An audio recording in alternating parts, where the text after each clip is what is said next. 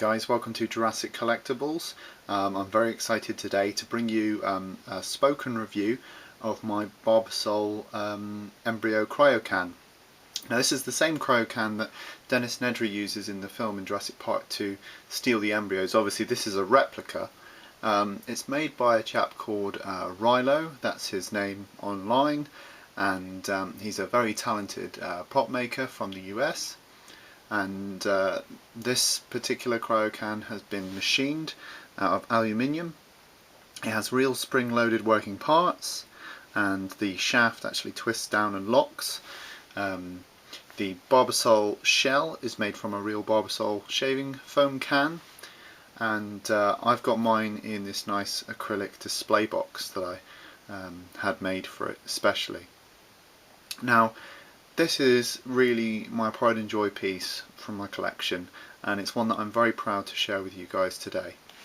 On the Blu-ray trilogy released last year, one of the crew members, a guy called John Bell, actually holds up one of Rylo's cans, this one with the brown band, to explain how the original prop worked.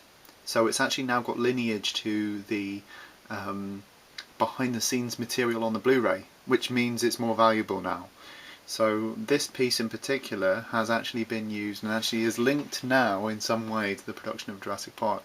And for the guy who made this, Rylo, it must be a real honour to have someone, you know, a crew member from the original Jurassic Park, holding up his replica prop and saying this is how it worked. You know, that's a real nod. Okay, let's get this thing out of the case and I'll give you a closer look. So if we just take this off.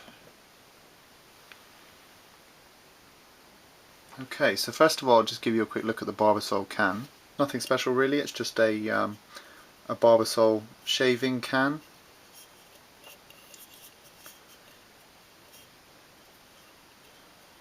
And you can see the bottom's been cut off, probably using a tin opener or something. And inside it's just a normal shaving foam can. Now one detail I'm going to point out to you is just down here. It says www.barbasol.com. Now, although the internet was being used at universities in the early 90s, they wouldn't have needed to have the website advertised on the can. So actually that's a slight inaccuracy, and something that I find quite funny really. But yeah, it's just your standard shaving foam outer case. Now if you have this thing on display in daylight, what you have to be careful of is that the red doesn't fade, because quite often I've seen these things left in someone's window or on someone's shelf in broad daylight and the red actually fades. It may seem like a small thing, but you know, it's a valuable piece. So here we go. So this is the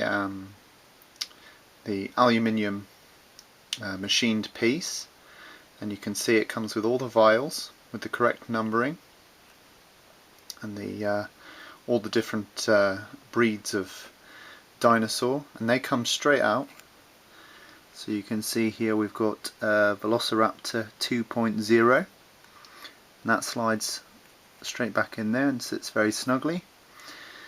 It's quite weighty. Once you put the outer shell on this, it's a weighty piece. There's no way you wouldn't pick it up and go, hey, this is really heavy for a shaving foam can. So you know, it wouldn't pass as a real shaving foam can, but you know, in appearance it looks great.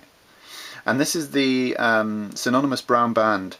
There's a lot of debate as to what colour the actual band is. In the film it looks dark, like black, but actually it's brown, it's a light brown. So Rylo has taken the time to screen match a brown band there to go around the bottom. So that's pretty amazing. And you've got the machined thread at the top. There's a groove that's been machined in here, and that's what the shaft slides up and down on. So here we go, I'm going to put it down and then twist the bottom to lock it, and now that's locked in place.